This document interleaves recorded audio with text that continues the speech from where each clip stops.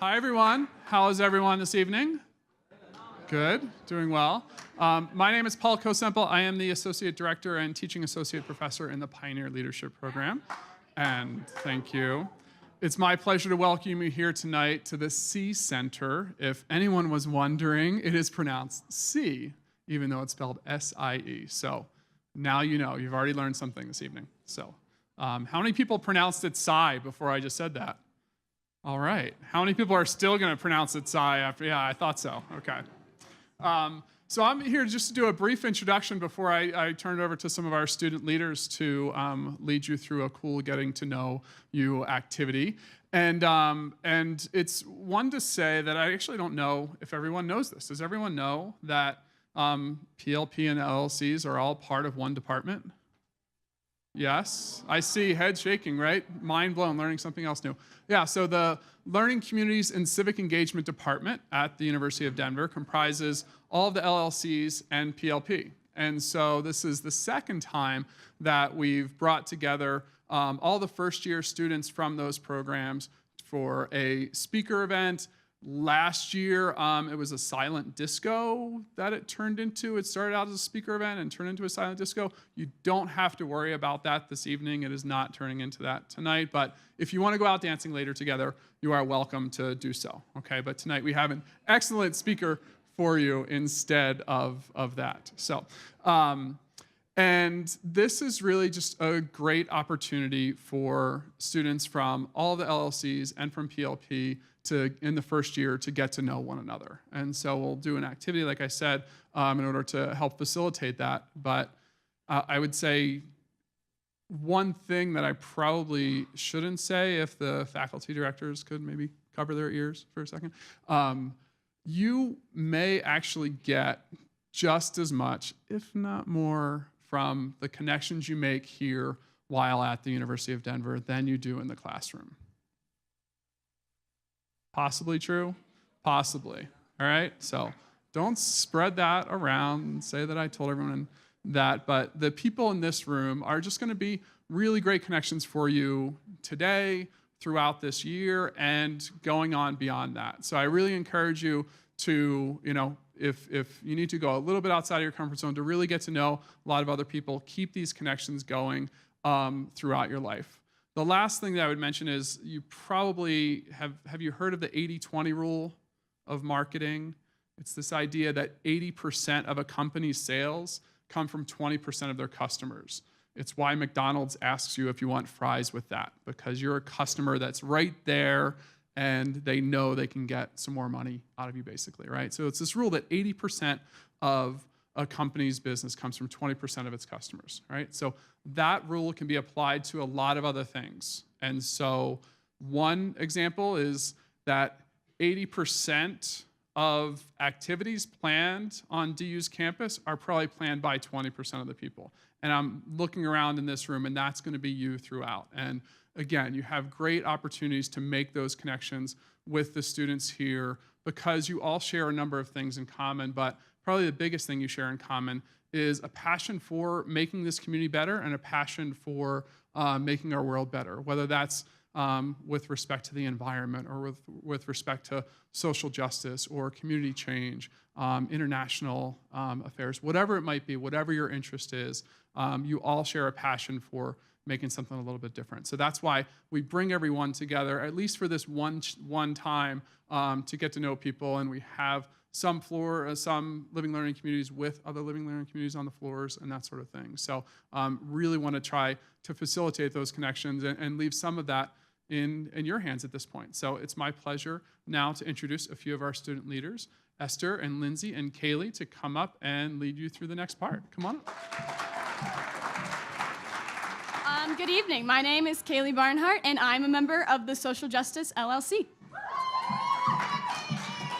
And I'm Esther Fenna, and I'm a member of the Pioneer Leadership Program. We would like to take a moment to welcome you all to our combined Living and Learning Communities and Pioneer Leadership first-year speaker event. It is our great honor to have with us tonight Colorado State Representative Leslie Herod. Representative Herod represents House District 8 for a large portion of the northeast part of Denver. She was elected to this role in 2016, and she received over 38,000 votes. This is the largest number of votes for any House candidate running in a contested race. She is a pioneer in her own right, as she is the first African American and LGBTQ candidate in history to be elected to the state legislature.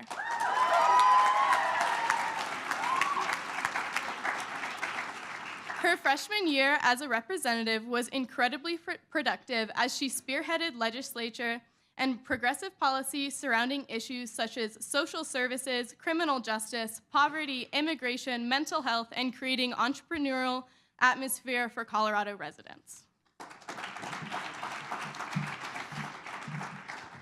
In addition to her participation on the House committees for Judiciary, Finance, and Legal Services, the representative has also served on multiple community boards and commissions. She was appointed by Governor Hickenlooper to the Judicial Performance Commission and by Denver Mayor Michael Hancock to Denver's Cultural Affairs Commission. Representative Herod has made a great impact on Colorado's leading homeless youth organization, Urban Peak, by serving on their board of directors. She's the co-founder of New Era Colorado, the state's top organization for empowering and engaging youth in our communities. And if all of that wasn't amazing enough, she has also served as president for Colorado Black Women for Political Action. All of her work for the public good has earned her awards such as 2017 Rising Star from the Colorado Democratic Party and 2017 Power Award from Outfront Colorado. It is with tremendous excitement and gratitude that we welcome Representative Leslie Herod to speak with us tonight. Let us give her a warm DU welcome.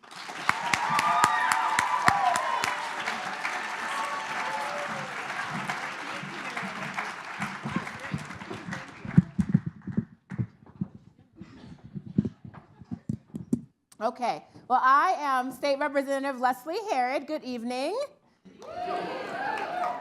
That introduction was great. I really don't know what else I need to say. I mean, they kind of went over everything that I've done, so I guess I have to change everything. So it's really fun to be a state representative. Today was actually opening day, so that was pretty cool. It's kind of when we start session. So session starts today, and we go 120 days. We write bills, we pass laws, but today we just get to say hi. It's like the first day of school. Everyone talks about what they're wearing and what they're working on and their hopes for the next year and all that fun stuff. So you've all done that. It's basically the same. Except for maybe the age is a little lower, it feels like sometimes with my colleagues. Yeah, it's true. So let's see, where shall I start? I'll start with this. So I had the great honor today of, being on opening day, sitting on the floor, having my chair with like the state seal and my name on the desk, and it's kind of a big deal, right? I'm like, oh my God, I can't believe I'm here. And one of the things that I decided to do this year, we always have a seat next to us where we can bring someone to sit with us, right? And one of the things I decided to do this year was bring my mentor, former State Representative Rosemary Marshall, to sit alongside me as we started our opening day. She formerly served in the state legislature, and when I was just out of college, I was her aide, okay? And as her aide, I got to learn a lot about how the state capitol works. But the most important thing I saw was she was the only African American female that was serving at the time in the entire Colorado General Assembly, 1 out of 100, okay?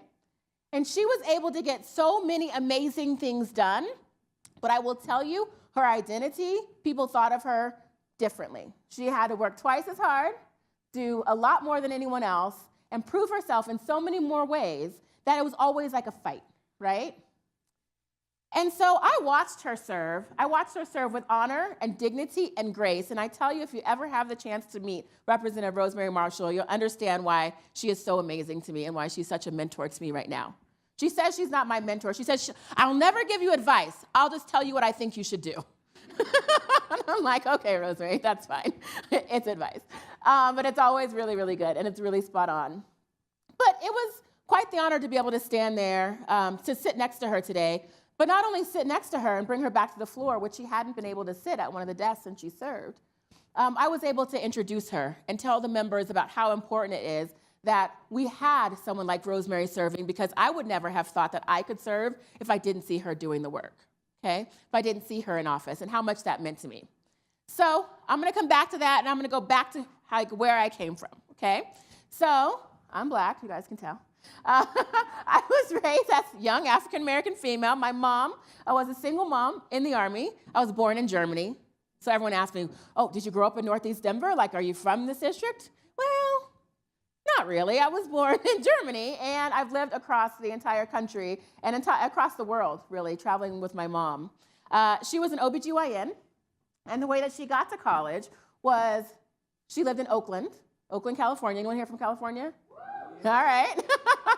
So she is from California, and back in the day, in her day, there were two choices in Oakland, right? If you wanted to leave, she grew up in a really tough part of town, and it was to either join the Black Panthers or join the military, right? And her decision was to join the military. So she joined the Army, and she decided that she was going to get her degree through the Army and start pursuing being an OBGYN, and she did that. She already had one kid. She had my older sister, Kim, and she was actually in quite an abusive relationship at the time. So to leave, she had to decide if Kim was going to come with, or if she was going to leave Kim with her father, who was great to my sister, but not good to my mom. So my mom decided that Kim was going to stay in California, finish school, and then if she decided to come with her later, she would do so. Kim was at the age where she could make that decision herself. Kim decided to stay. My mom met my dad in the military pretty quickly, honestly. He was enlisted. It was a big scandal because she was an officer. Big scandal. And he was a respiratory therapist, right? And so it was like, ooh, like different ranks and everything, and like what's going on. But I guess he was pretty handsome or something, and she decided that she wanted to get married and have babies. So they got married pretty quickly because, scandal. But she wasn't pregnant yet, just so you know. And that's not this story, but it could be. It could be. And so she then, they had my brother, and then they had me. My brother Marcus is just about a year older than me. And then they kind of lived their life, right? And so growing up, I moved all around. I was mostly with my brother, but I wasn't with my sister Kim often. I didn't know her well. She chose to stay in California and went on a very different path than us. So as I got older, probably around 10, 12, honestly, I started hearing this notion a lot. Well, don't do this. The family is a predisposition to addiction, so don't do this, don't do that. And I'm like, what are you talking about? I mean, with soda, with chocolate, with anything, don't have too much. There's addiction in the family. It was like a big warning on everything. I'm like, what are you talking about? Now, we had never gone back to California, okay? I had not stepped foot in California yet. And so I'm like, well, what's going on? So then I get a call, and it's like, well, your sister Kim has had a baby. And I'm like, oh, great. Does that mean they're related to me? It was just very awkward, right? Disconnected. And then I'm like, okay, that's awesome. And they're like, well, are we going to go out see the baby? What's going to happen? My mom's like, I'm going to go. You guys are going to stay here. Great, cool. Fast forward, my sister ends up having 3 kids pretty close together as well. And then I start hearing, well, Kim needs us to send her money, put money. I'm like, what do you mean? Oh, she needs money on her books. What books? What does that mean? Does anyone know what that means? I had no idea. That meant she was in jail, okay? And we had to put money on her books so that she could pay for her commissary and get the basic needs that she needed while she was in jail. I find out that my sister has actually been in and out of jail since she was 16 years old, okay? She had become addicted to various different drugs in California, and this is why my mom decided it was probably best for us not to interact with her and why we didn't go back to California. I also learned that her brother, my uncle, was also addicted to crack, and he was living in a crack house in Oakland. And so when her mom passed, it was time to go back to California and meet the family, okay? So I go back to California, and at that time, my sister is out of jail. She had actually done a lot of raising us when we were really, really tiny babies, okay? And so she had a very close connection to us, and she had been watching us, and I didn't realize my mom had been talking to her. She had been getting photos. She knew a lot about us. We just didn't know a lot about her. And I look at her, and I see someone who looks pretty much like me, right? But I know that there's some kind of history. Now, I'm really young at the time still, okay? Like, this is the first time I was down there, I was 12, okay? But I can feel the strain in my family that's caused when my mom walks in, when she walks in with these kids who have this opportunity to travel the world. You know, we were in and out of private school and public school. I went to school year round. I was like playing sports, right, and doing all these things. And my sister had a lot of resentment because she didn't have those same opportunities, right? And all I wanted to do was be able to make choices for myself because I was like preteen. I was like, I can do this on my own, you know? Like, I got this, like, totally. And we got really close. And so, but my mom still had like this really, you could tell, she's a very dignified woman. I mean, she just doesn't really show a lot of emotions. We didn't have a lot of that growing up, you know? But you can tell that it was really, really a strain for her. So the same year, you know, we went home and kind of continued to live our life. I started to realize that the addiction that my sister suffered from and that my uncle suffered from, that my mom was suffering from it as well. She started hiding drinking, and she started hiding her use of prescription drugs after a back surgery. And I remember kind of thinking like, well, I know my mom is a single mom. I know she's really busy. I know life is crazy, but it's really odd that she never comes to any of my events. Like I would, you know, be doing really well in school. She didn't come for like perfect attendance day, which then I decided was not so great. I wasn't gonna do that anymore. I did when I got into college though, so go to class. But I would try to do these things to make her show up or to make her get out of bed or make her care aside from work, and she really didn't, you know? And I didn't realize that it was the addiction that really had grabbed hold of her. So when I was 13, it was the first time she went to rehab. Now, keep in mind, my mom was an officer in the military. She was a black woman, single, trying to take care of her family and trying to prove to the rest of her family that she could make it. So she went to treatment, and luckily, we had the money to pay for her to go to treatment privately, but we weren't allowed to tell anyone that she was gone.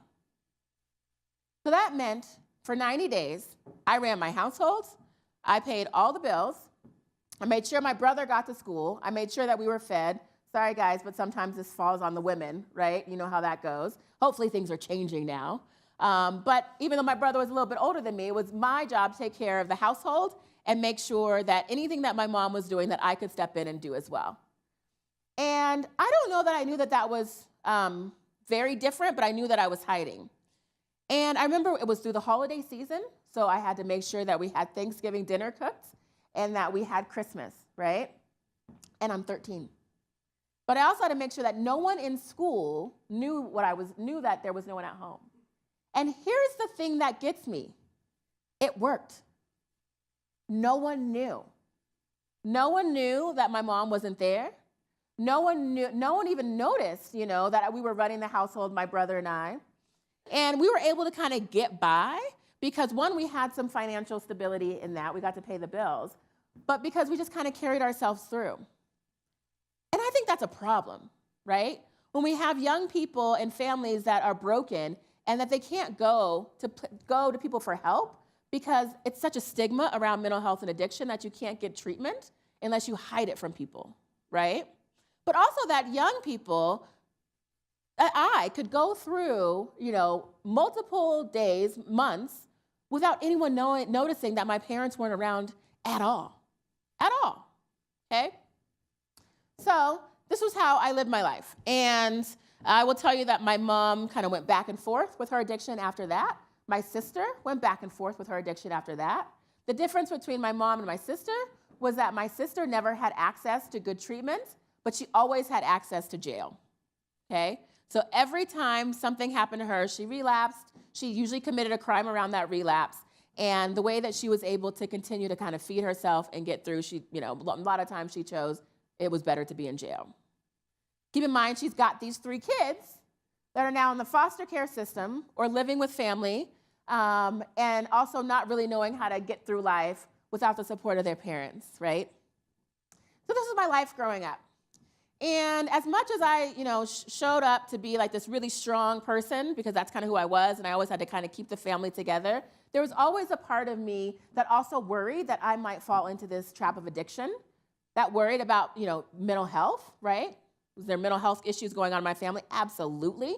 Was that a root cause of the addiction? Absolutely. And then as I got into my 20s, do I have that same issue? Probably. It was time to get things checked out, So all throughout high school, I did really well. I was a cheerleader, but there were times that I acted out and decided that, if my mom wasn't going to show up or no one was going to be here, no one's going to notice, I'm just going to kind of do my own thing, But I did have people who finally started to realize that I was kind of struggling and doing this stuff alone. And they stepped in, became basically my second family, and helped me through. And I am really blessed to have them in my life and to be able to have that support. But if someone wouldn't have noticed, if they wouldn't have started to think, like, what is going on? I don't know where I would be. I'd probably be where my sister was. And that's pretty tough to think about, So I got to college. I went to CU Boulder. Uh-oh. Yeah, I don't know. It's okay. And I got on campus, and there's a lot of things I thought. I thought, okay, this is going to be good. I'm going to be kind of on my own. I'm going to be able to make who I am of myself. I'm not going to have to worry about taking care of my brother and the household and all of this. I'm kind of going to be free from everything, right? And I get on campus, and I look around, and there's no Black people but me. None. Look, in here, it's very similar. Hey, you know what I'm talking about. And I was like, what is going on? No one, literally, they do not put it in the brochure that there's, no Black people, right? They don't say that they're the least diverse campus behind Brigham Young. They don't advertise that. It's a problem. So I went on campus, I looked around, I was like, what the heck? I'm really lost. And some guy tapped me on my shoulder and said, I know what you're looking for. We meet over in the UMC at lunch. Come hang out. And I was like, yeah, you do. And it was Black people. But it wasn't just Black people. It was Black people, brown people, first-generation students, low-income students, LGBT students. It was a women's group. It was the Enviros. It was everyone. And they were in the UMC, and we were all hanging out. We were all having a good time. And then we started to realize that you strip all that stuff away, and you start to hear about people's life stories, right? You start to make friends and get to know each other. And I realized that I was not the only person that had a family history that we didn't want to talk about, I wasn't the only person that had family members that were dealing with addiction, and I definitely wasn't the only student that had to pay their entire way through college and was working 2 jobs to kind of make ends meet. So we became friends. We all started hanging out. It was a really great thing, and I was like, this is it, man. I love this. And then I go back to classes, and again, I was the only Black person. I was like, well, what are we going to do to change this campus? What are we going to do to make sure this campus represents us and make sure that we have policies that reflect who we are? So I decided to run for student government, because that's what one does. But not only did I run, I decided to take someone from each of those tables, each of those different student groups or whatnot, and we all ran. We ran an entire slate, and we ended up taking over the entire ticket that year. It was pretty cool. I mean, we won every single race, okay? And it's because we ran together, right? As diverse students like this group here, we ran together and said we care about these issues. So in that time, I didn't realize that CU had the largest student government in the nation. No one told me that. I didn't know that I would have a $36 million budget to oversee before I was 20 years old when I became the president of CU Boulder, of their student union. But when I got the money, I said, we could do some things. We could change some things. This is fun. And so we actually became, as a body, CU became one of the first public entities in the state of Colorado to offer domestic partner benefits. We provided mental health counseling and made sure we had culturally relevant mental health counseling. We made sure that we had survivor counseling as well for survivors on campus. We did a lot of things. I mean, it was fascinating what power the students had when we kind of came together and worked on these issues. And so I did this work. We got to know each other. But honestly, I think you guys are feeling this right now. You get to know each other kind of in those breaking points. And there were many breaking points in my life when I was in college.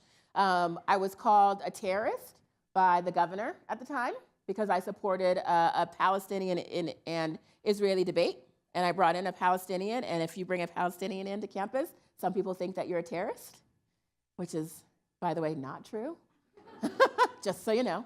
But it was in the New York Times, okay? So here I am, 20 years old, 19 or 20, and I'm being called a terrorist and saying I was using public dollars to support terrorism by the governor of the state of Colorado, okay? This is like a crazy, crazy thing. It's a crazy time. But the students, like the people who I made, my friends, right? We came together and we supported one another. And that's when we started to realize like really what our stories were, who we were, and how that really made us stronger. So, you know what? I can get through the New York Times and the governor calling me a terrorist. I mean, look, I ran my house when I was 13. I can handle him. Who is he? He's some guy. I don't care about him, you know? And that's kind of what we did. That's what we did. And we kept fighting on campus. We kept fighting on campus until we graduated. And then we continued on that legacy. So that was pretty amazing. And I didn't know that it was something that I could do with my background and everything else that was going on. But I thought, okay, I'm an advocate. Like, I can advocate for the community's needs, right? I can fight for these issues. And that's kind of what I did. So when I graduated, I thought, well, I ran a $36 million budget.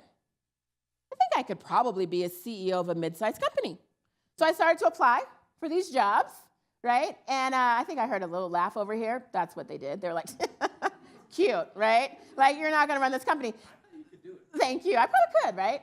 But no one, like, they don't know what student government is. They don't know. And they're like, yeah, right, not going to happen. So I graduated, and I was still working at 24 Hour Fitness. I was still working at Mac. I was still doing all my things. I'm like, why can't I get this job in my field?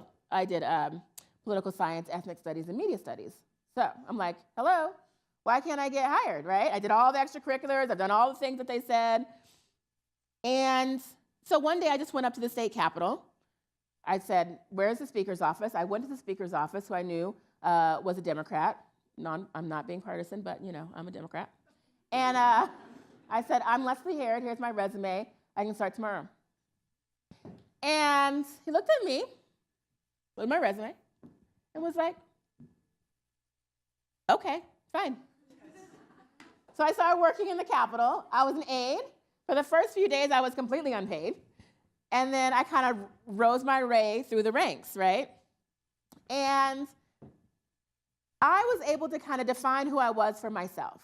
And then I kind of realized, well, I feel like I'm leaving something behind. I'm not connecting back to my family or things that are going on. And I remember when I graduated from CU, my sister, she showed up. She was there in a new Bentley.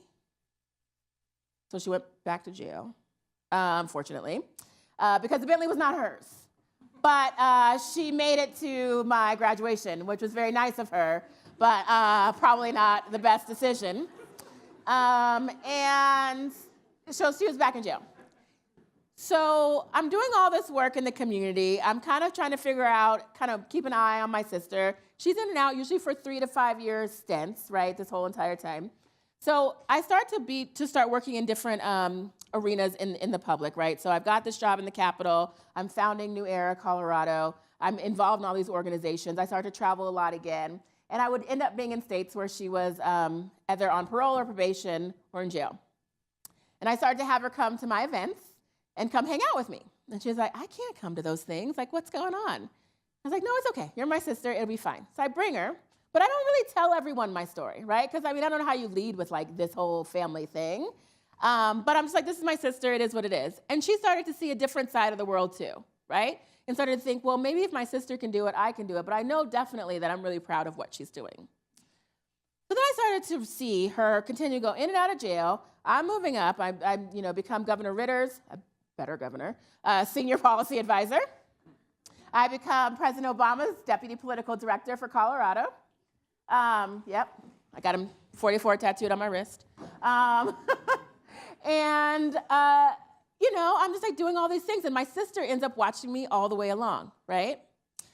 And I started to talk to her more. And as she kind of goes in and out of jail, I start thinking, it's ridiculous that she can't get access to good mental health treatment, right?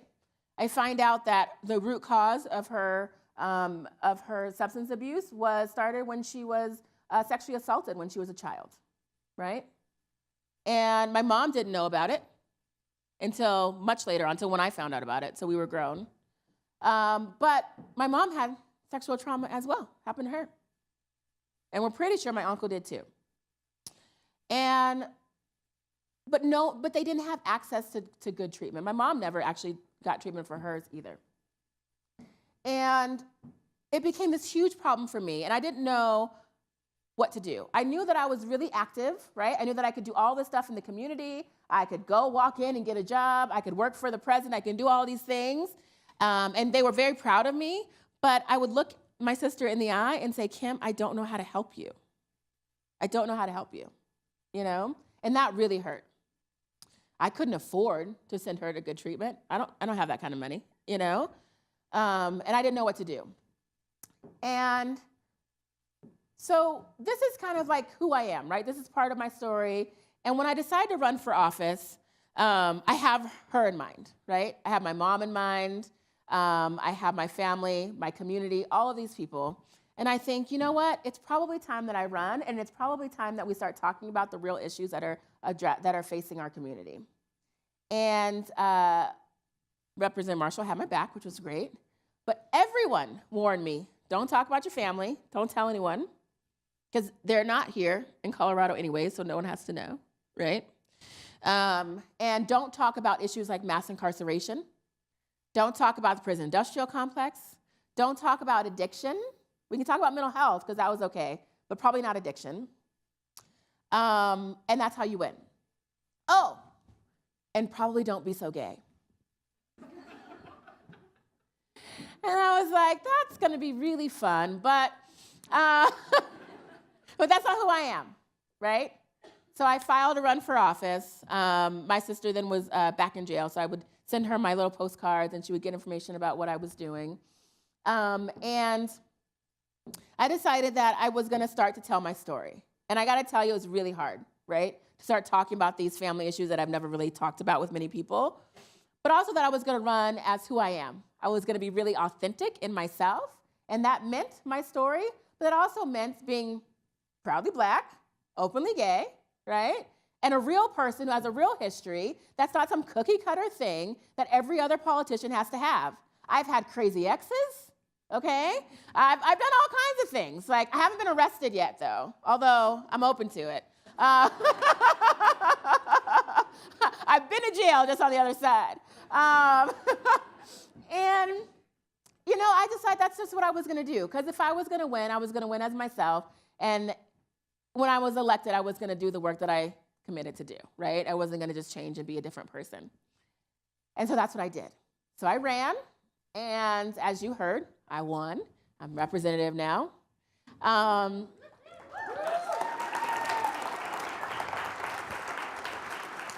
It's really fun. And I'm able to serve. So my first year, I was really effective. I got a lot of things done. I immediately got assigned to not only the Judiciary Committee, but the Finance Committee as well, because all of these things that we talk about cost some money, right? And I was able to make some big reforms that I really wanted to work on, which I think you heard a little bit about in my introduction. But as I looked around the chamber in my first year, I looked around, and that family I told you about that kind of pulled me up and said, nope, you got to stay straight, got to stay, not straight, like not gay, but, you know, stay on the straight and narrow. I shouldn't say that, right? Stay out of jail. They were there, right? My mom, unfortunately, was not. My sister, unfortunately, was not. But my brother was there with me as well. And I looked around the chamber, and I saw a lot of folks who had stories like mine, too. But no one had really talked about them, you know? So I started to go down to the Well, which is a place that we speak and do our, you know, big speeches and everything. And I started talking about addiction. I started talking about mass incarceration. I started talking about women getting tampons in jail because I knew that that was something that we had to pay for my sister all the time. And it was ridiculous. Sorry, guys, but it's ridiculous. Like, they're like, oh, you know, you get your basic needs met. Well, I'm sorry, if you don't have a tampon as a female, you don't have your basic needs met, okay? You don't. You just don't. Some people would ask me, why do you care about these stories? Why are you doing this work? I'm like, Well, because this affects my family, it affects me, right? And so I talked to Rosemary, and as I look around and think about my life, I think about Rosemary as the only African American female serving out of 100 people. But I get to serve with 8 African American people total, 6 of whom are female. So I'm not the only one. And they all have similar stories, and they all have my back. Not only that, but I get to serve with an LGBT caucus. I'm not the only gay in the Capitol.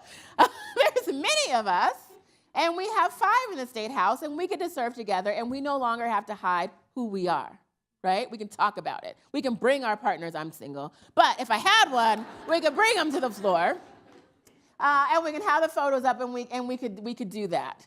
But I also have a millennial caucus. I'm actually a zennial, but whatever. Younger caucus. And we also have people who just get the stories, whether they're Democrat or Republican. They're like, you know what?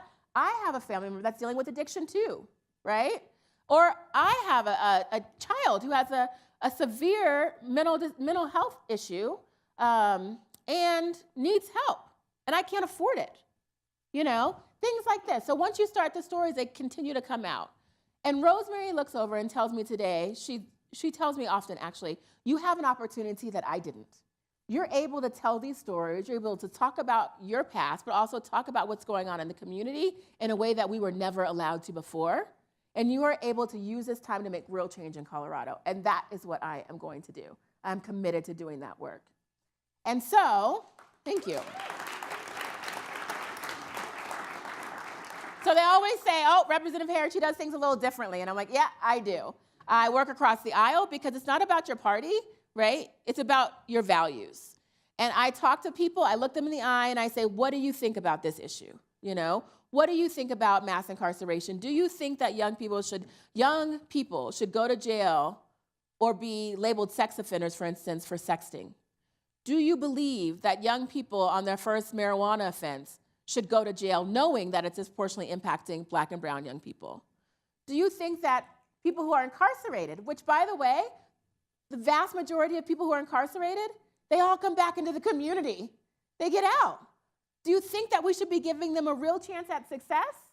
Or should we create a situation where they might commit more crimes and then go back to jail, right? Or should we give them access to an education? Whoa, brain, like what? What? Should we treat them like human beings while they're incarcerated? And then should we give them a real chance when they're out, right? And so these are the things that we talk about. These are the things that we now work on. And I'm proud of that work. And so when we talk about the opioid crisis, I'm there. I'm talking about the war on drugs and how that impacts us, right? And how problematic that was and how racist it was. Like, I'm not ashamed to say that, But how we now have an opportunity to not only deal with opioid addiction, but all addictions, and how we have the opportunity to treat people like human beings and get them the treatment that they need, right? If we can commit to it. And so I'm able to do that work now, and I'm proud of that, but it's because of who I am, and it's a part of my story, it's about my story, that I'm able to do this work. Now, I tell you this to tell you who I am, but also to let you guys know that you all have a story. You all come from something, You might not have the same background as me, and quite frankly, a lot of folks look at me and would have no idea that I have family members that are struggling with addiction. They have no idea that we lived in poverty. They have no idea that, quite frankly, I was homeless for a while as a young person. No one ever thinks about that when they look at me, And they definitely don't think that person could be an elected official. But guess what? We can. We can. Not only can we should, because that's what it's going to take to really change policy and make sure that we have a country and a community that we value, that we respect, that we love, and that we all know is amazing, right? And that we can all be so proud of. I believe that that's what I'm here to do. It's to make sure that everyone has access to this great thing that we call the Colorado way of life, right? And that we all have access to all of these great things that we talk about: good quality education, affordable housing, right? Education and higher education that doesn't make you bankrupt by the time you're 40, right? Student loan lenders that don't target and prey on young people that just want to get their education. Things like that. I'm really proud to work on those issues, and I continue to do that, and I do that as me. I don't hide who I am, and I encourage you all to get involved in the political process if you're not. And if you're interested in running for office, do so. But whatever you can do to help out your community or help out each other, also make sure you do that as well, because it makes a huge difference. It's going to take us all. So that's it. That's me. I'm Leslie. And they call me representative, but you can call me Leslie. And yeah, I think we're going to just open up for questions. Thank you for hearing my story.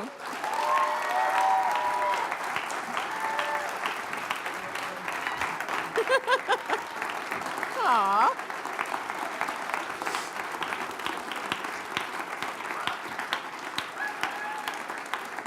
Thank you. Thank you. Thank you. Thanks. I think I did good on time. Am I okay? Okay. All right. What do you got for me? Questions? You can ask me anything. Hi, I'm Evan. I'm in POP. Hi. So being the determined individual that you are, what are your aspirations for the future as a state representative? And do you have any future career aspirations for a different career after state representative, after your term's over? I would like to stay employed. Yes, you're right. That's a good question. Yeah, you know, money is great. Got to pay my bills. So I hope to stay employed. My thing is I'm going to stay doing this work for as long as the people want me to. You know, I have a job where I have to audition for it or interview for it every 2 years. So I'm on actually running again now already, even though I just got through my campaign. And so for as long as the community and the district wants me, I will stay until we're term limited. So in the House, we're term limited at 8 years. In the Senate, 8 years as well. And so I will do that work. What I'm excited about is really working this year on the opioid crisis, on, again, continuing to dismantle the prison industrial complex, making sure that paid family leave is a thing that we have here in Colorado, because the federal government won't do it. Do you guys know we don't have paid family leave here? And like we're one of the only countries, industrialized countries, that don't have it? It's ridiculous, okay? And this is for men, women, people living outside of the gender binary. Everyone deserves to have paid family leave, you know? So that's something else I'm really excited to work on. My newest big fight, I'll tell you guys, it's been a slog, I'm going to tell you, because I just met with some of the opponents yesterday, and that's making sure the internet remains open and accessible with net neutrality. I'm like, what is going on? Like, it's crazy to me that we have these people who don't even really know how to use the internet. Some of them still have AOLs, and like, and they're like, telling us like, oh, it's fine, like speeds are fine. What is going on? They don't even know what they're talking about, right? And like, this is not okay that they're the ones making policy around something that we now use every single day. I'm sorry, but the internet is not a luxury. It's not a luxury, it's a utility here, right? You cannot live without the internet. I'm sorry, you can't. Whether that's on your phone. I mean, could you guys even complete your coursework if you didn't have the internet? No. Quite frankly, I wouldn't know how to get to DU if I didn't have the internet.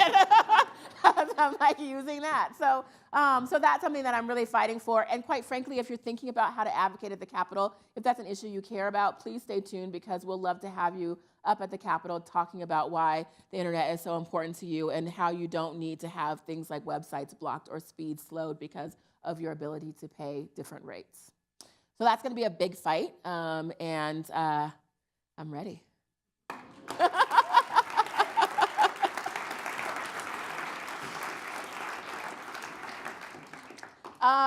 And then my biggest aspiration is to one day meet Oprah. So if we could hang out, have tea or something, I would be fine. So we'll get there, but we'll see. So other questions? Oh.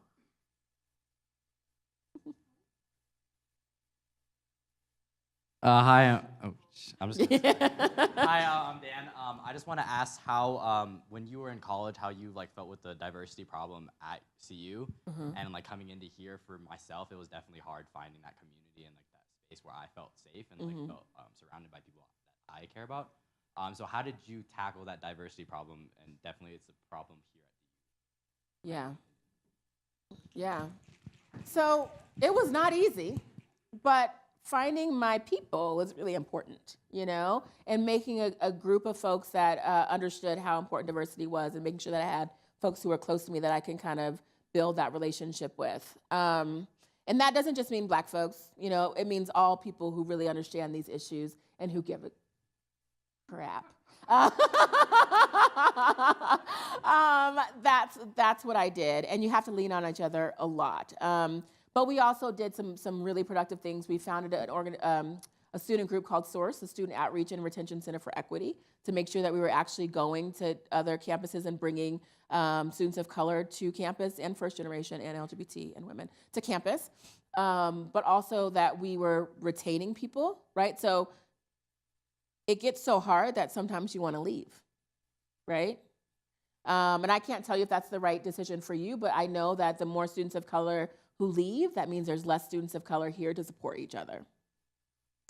And so I chose to stay, chose to support my friends and have them support me. But we also got really productive and started doing the work on campus, started talking about diversity, started making sure that if a kid was treated discriminatory in some way in class, that we were together going to talk to the professors or going to talk to the dean together, and that we built that together. That was really, really important. What I learned later on, though, I will tell you, because I considered going to like HBCU or something else, was that because the group of diverse students was so small, we actually were able to create a family that I probably would have got lost on a different campus, So what I say is find your family, and those people will probably be with you forever. I've got friends now who, when we went to college with, we were in student government with, and we founded New Era Colorado together. We're still friends. Now my friend Steve Finberg is now Senator Steve Finberg, so now he ran and won. My friend Joe Neguse, who is my mentee, only like 6 months younger than me, in student government, is now running for Congress up in Boulder in CD2. I've got a good friend, Sergio, who we were in student government together as well. He is now working for Kamala Harris, Senator Kamala Harris. And so we got involved because of politics, and you don't necessarily have to do that, but if you care about diversity, and if you care about creating an environment, a culture that's safe, a campus that's safe, that's your family. Find other people that believe that too, and work to make that change. I think when you fight together for something, you build these bonds that are pretty hard to break. Now, don't get me wrong, you're gonna fight, you're not gonna like each other, like all these things. Some of you guys are probably gonna hook up with each other, it's gonna be drama, right? It's gonna happen. But that's what families do. Well, that'd be weird. Not biological families. Okay, but that's what happens, right? That's part of your life as a student, and you're gonna have that anywhere you go. But find your family and build that. That's what I did, so yeah.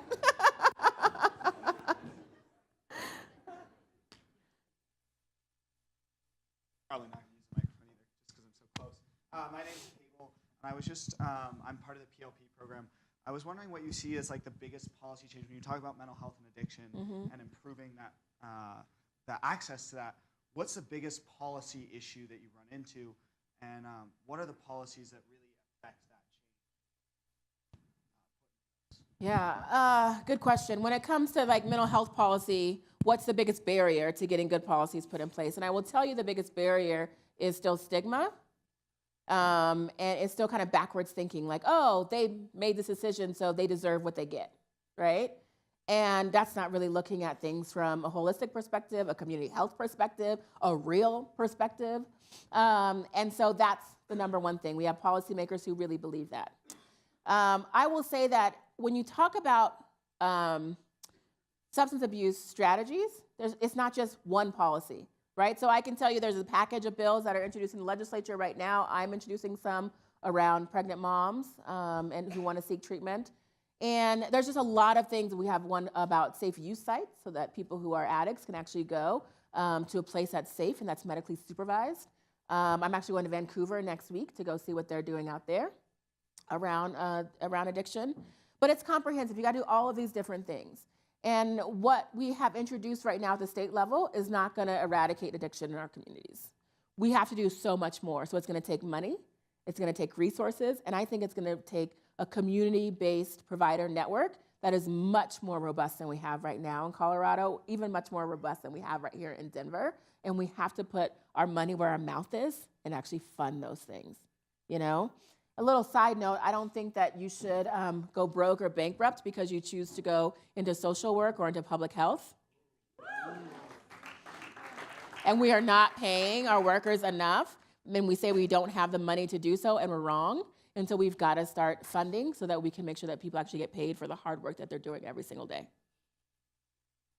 Next question. I wish I had the mic. I mean, you're the tallest hand, I think. Have you ever, oh, whoa. Have you ever Oh, I've considered, played this game before. oh. Have you ever considered running for president?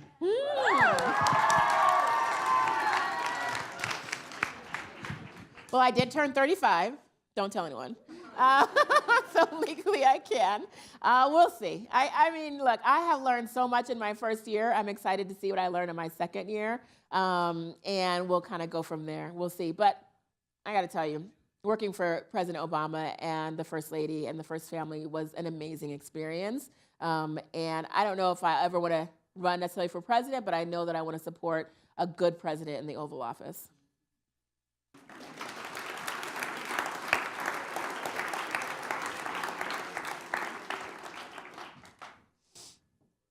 Hi.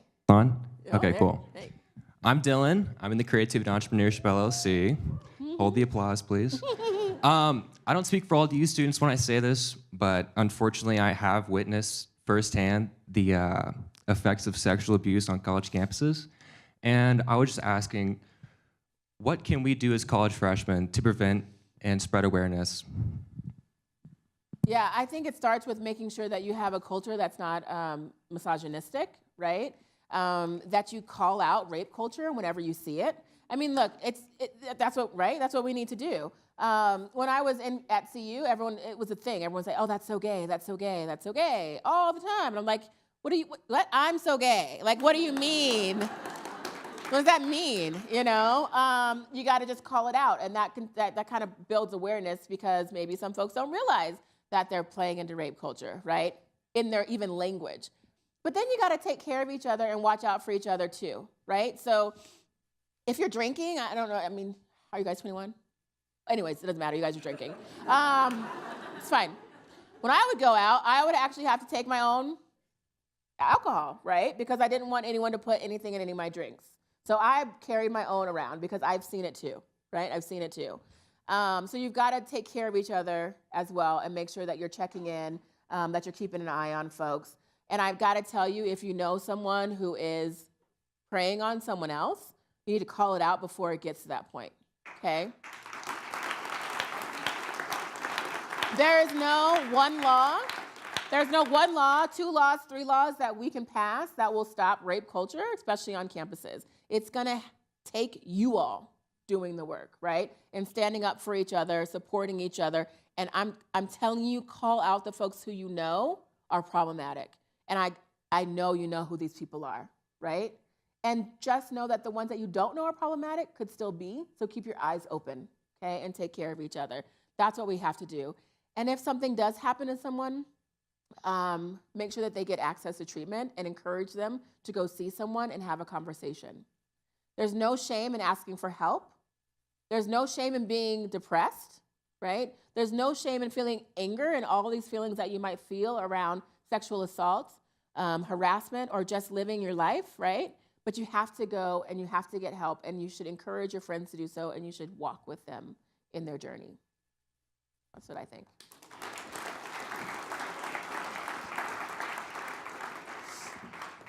Hi, my name is Paige, and I'm going to be an art major, and the current president kind of doesn't really support funding the arts federally, and I was wondering what your policies were on public funding of the arts and federal funding and governmental funding.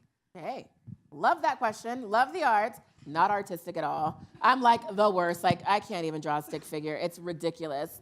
But maybe I'm abstract, right? Maybe. But I was on the Cultural Affairs Commission for Denver, which is actually the public art commission for the city. Denver has one of the largest public art funds in the nation because we have 1% of all construction projects that the city's involved in going to arts. If you've seen all the cranes going on around Denver, you know that's a lot of money for the arts. that means that there's a lot of programs that people don't always necessarily know to access, that they can actually provide the public art in our community. So Denver Arts and Venues, by the way, has a ton of grants, including graffiti art, all kinds of fun, performance art, all kinds of different fun art things that you can actually apply for. You don't have to have any certain qualifications necessarily. So I support the arts. I think we should encourage more arts in Denver and across the country. We also have the Scientific, Cultural, and Facilities District, SCFD, which I also support wholeheartedly. I support the tourism, also the tourism board industry, which always gets attacked for money because people don't understand what they do, but actually that is also a good way of funding the arts, right? So we brought in a lot of culinary arts with getting, what is that, not Chopped, but the other show. Top Chef here, right? Top Chef. That was a big deal for Denver, and it's a big deal for the culinary art scene. So I believe in it, I support it, and it's actually a thing that's bipartisan. So if you can just find the right communities, they really believe in this, right? There's actually a lot of like movies that are shot in rural Colorado. And it's like the only industry out there, you know? And so those things I think are really important. Arts bring money into the city too. They are an economic driver, okay? And so when we support the arts, when we pay people, starving artists should not be a thing, by the way. I mean, like, unless you want to be, but like, it should not have to be a thing.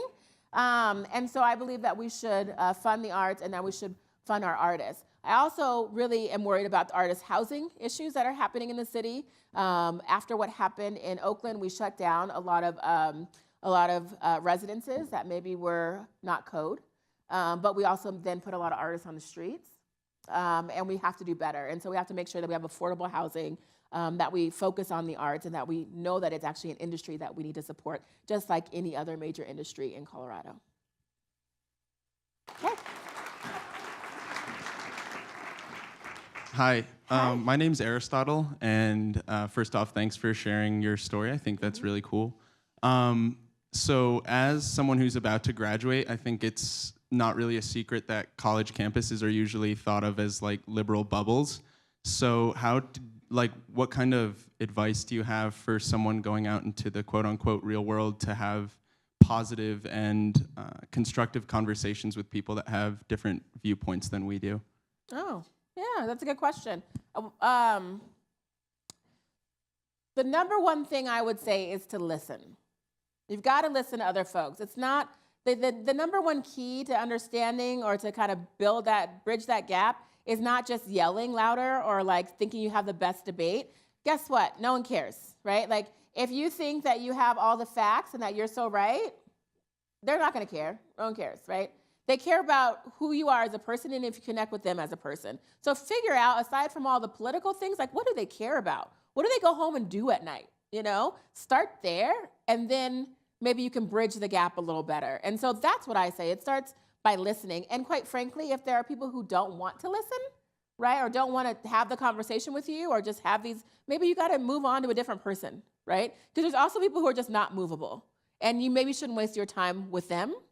But there are people who are just people, right? Like not everyone has a liberal or conservative next to their name, right? Like people don't say, hi, I'm conservative, right? Hi, I'm liberal.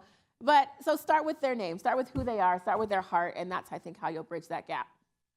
Yep.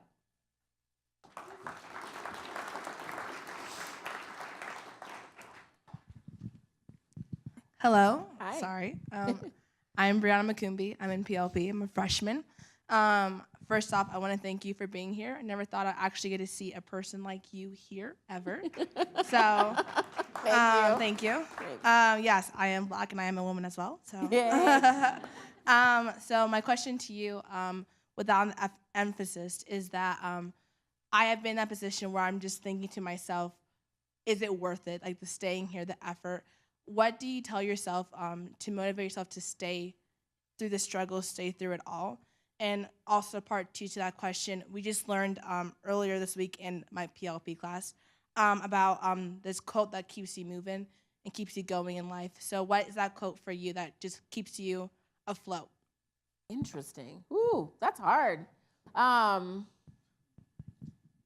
I would say the thing that kept me going was that I wasn't going to be defeated. Like they were not going to defeat me, and they were not going to take And I mean the universal they, whatever it is that's kind of plaguing you, you know? They're not gonna take away this opportunity that I have to better myself and to get a good quality education. And if I left or if I quit or if I stopped, then I would let them defeat me and I would be defeating myself. That's how I got through, you know? That matters, right? Because we all have those things. We all have those issues and those times in our lives where we're like, I am just done. It's not worth it. I quit. And like, I have it still, you know? I'm working on these bills. Like, no one, I'm done. I'm not going to keep fighting this, you know? But if I would have stopped, I wouldn't have won, you know?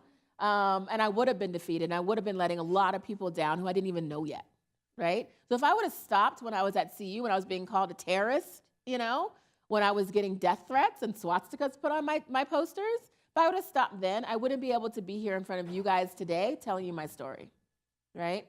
You never know where you're gonna go, right? You never know where your story is gonna lead, but you deserve it to yourself to see it through. That's what I think. So I think I could write that into a quote. I mean, I really believe that, like, honestly, on a day-to-day basis, I owe it to myself, if anything, to see it through. You know, I don't know where I'm going to be tomorrow or the next day or next year or in 6 years, but I'm going to keep pushing forward and I'm going to see where it goes.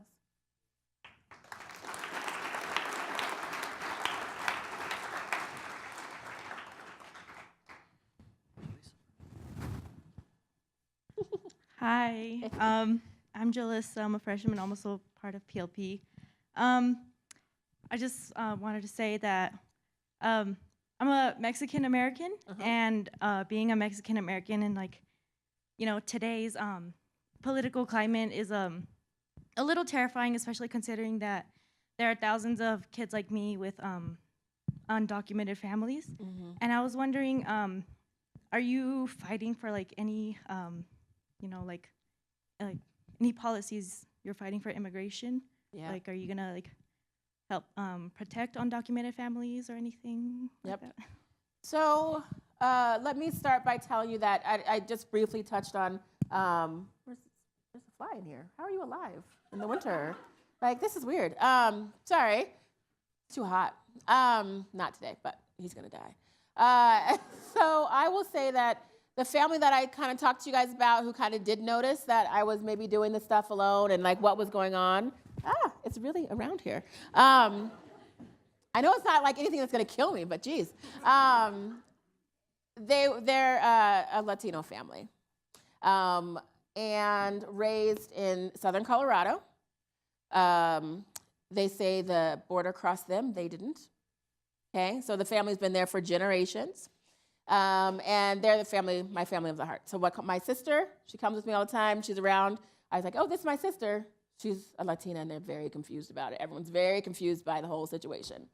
But I see how they're treated, right, in today's society, knowing that they were here before this country was a country, as a family, you know?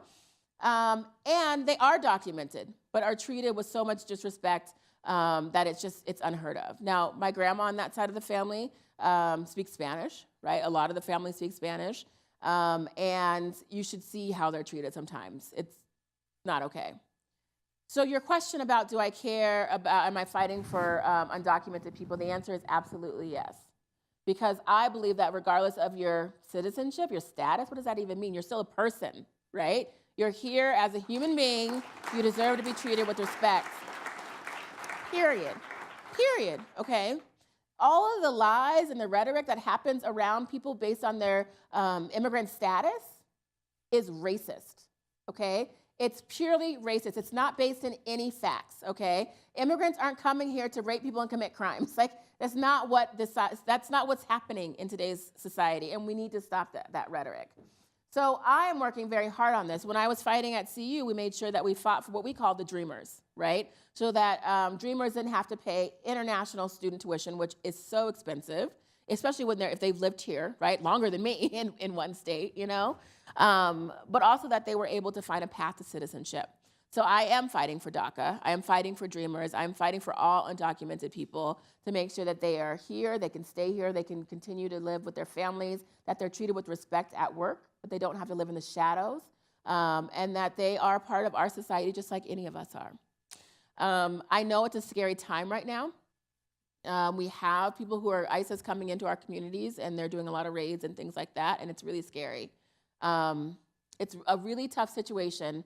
I couldn't advise someone to say, okay, come out of the shadows or do this or do that, because there is a large chance that someone could be deported in today's day and age. We have to stop that way of thinking. We have to make sure that we have elected officials that aren't going to come into our communities and tear people apart. And we have to fight for each other. And one of those things is making sure that our folks who are undocumented are supported. For the state capitol, I am doing some things. I'm working on some bills that would make it so that if you are here and you're undocumented and you commit a petty crime, like say you get in a fight, traffic violation, things like that, that you don't get automatically deported, that you can actually go to an immigration court, that you can actually find a path to citizenship, that you can actually talk about what you've done and why, and hopefully be able to stay here. And so there are bills that I'm working on at the state level. We've got to do more at the federal level, and 2018 is our time to make a lot of changes. So make sure to vote. And thank you.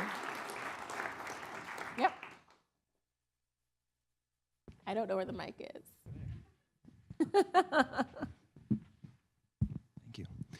Thank you. My name's Theo. I'm part of the environmental science living learning community, but I'd like to think that everyone here is part of my community. Theo,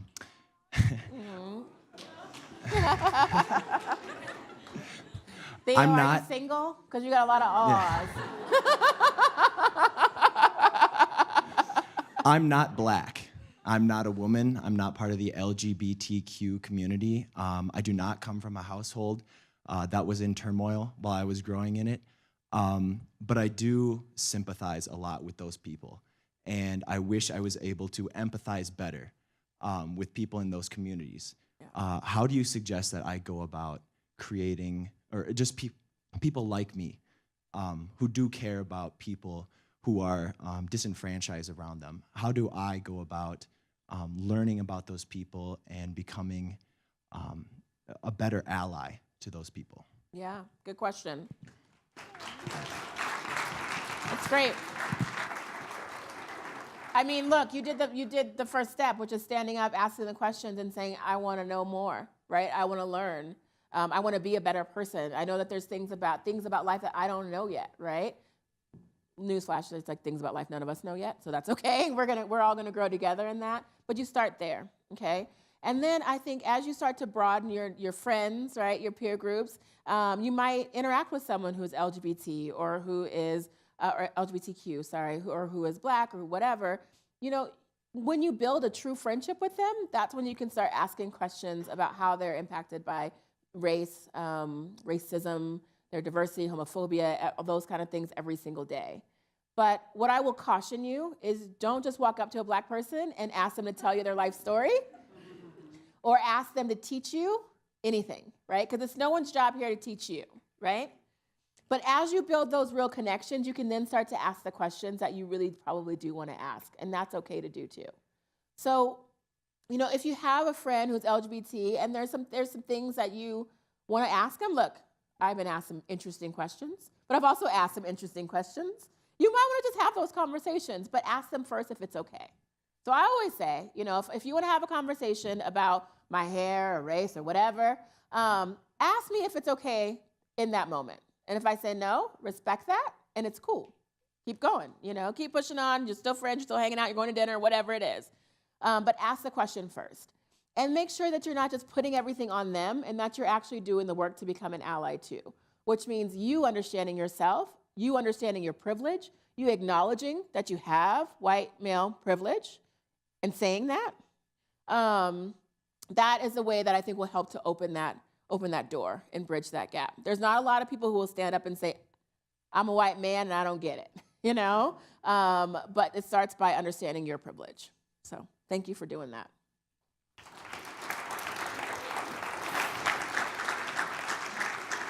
So we'd love to keep you here forever and keep asking you questions, but unfortunately this will be the last question All of right. the evening. Thank you. Wow. Okay. So I don't know what your experience is like, but I feel like as a minority, opening up about your sexuality is one of the hardest things, especially like living in a family where they're like very religious and things like that. So I was wondering how you went on about opening up about your sexuality and being so open to the public about that. Yeah, that's a good question. It took a long time, I'll tell you that. But I just have decided that I'm probably just gonna have to come out every day anyways. So I'm just gonna keep doing it. So that's like kind of my thing. But I look this way, right? And people assume that I'm straight all the time, okay? So it really does mean that I have to come out every single day. When I was in college, I met someone, and I liked her. Her name was Erica, and she was Southern, and she had an accent. She went to Spelman. It was really, really adorable. And we did the lesbian thing, and she moved in to Colorado.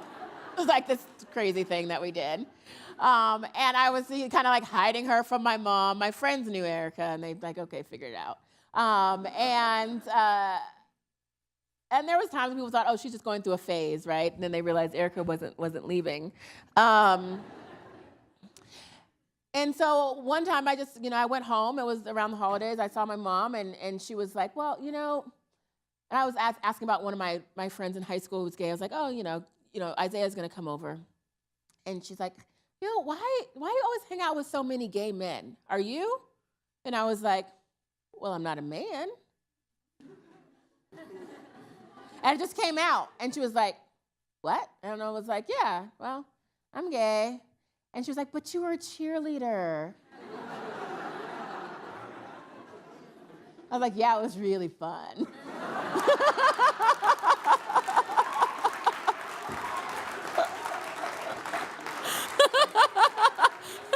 That was great. And I think she was in disbelief for a while, and then we didn't talk for about 6 months. We didn't talk at all. We had zero communication. She didn't want to talk. She couldn't deal with it, and that was pretty tough. But I would tell you, I felt good once I told her and once I got it out. And then over the years, finally Erica did leave. She went back to Atlanta. Tears, sad. It was fine. We're actually still friends. Can you believe it? And but I started to. I still wasn't a phase, right? I'm still gay and all this stuff. And my mom started to accept it more, right? And she never was homophobic. I actually didn't think she was going to have a problem with it. She never seemed homophobic. She always, she took us to the Castro, right? Like we would go to Pride. But I was her daughter, right? And being gay as her daughter was really tough for her to deal with. Her number one concern for me was my safety and if I was going to be able to achieve what I wanted to achieve in life.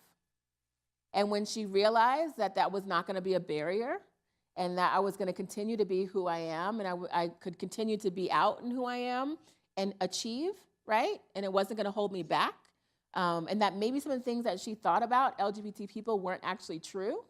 And her fears for her own daughter weren't actually true. She began to change. She began to be way more open. And now she talks about me to the family, and she says, oh, they're like, is Leslie married yet? Why isn't she married? I get that all the time. Why aren't you married?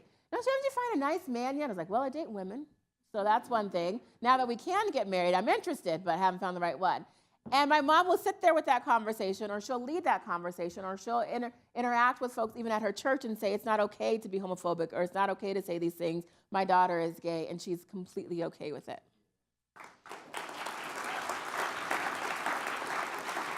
And now she just asked me, like, why I don't have a girlfriend yet. Like, so it's a journey. You go through it, and you will lose some people in your life, maybe for a while, but you'll gain so many more, and you'll gain a part of yourself that you were hiding. So it's not easy, but it's a good thing to do.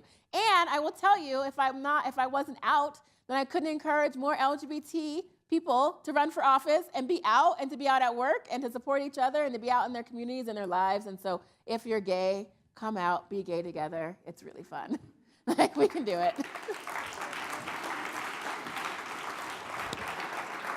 Well, thank you guys so much for having me. It's been really great. It was actually really fun way to end my day to be with you all. And I will take this back with me to the Capitol. I will take you all back with me to the Capitol. And I hope you come and visit me. Just so you know, I allow 2 people to shadow me every single day at the Capitol. You can come for 30 minutes, an hour, the entire day.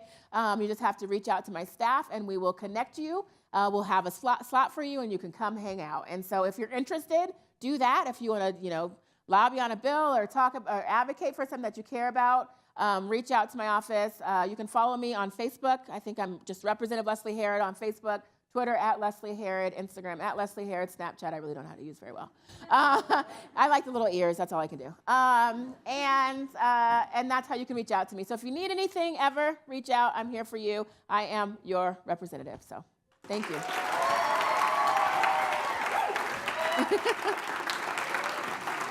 Thank you.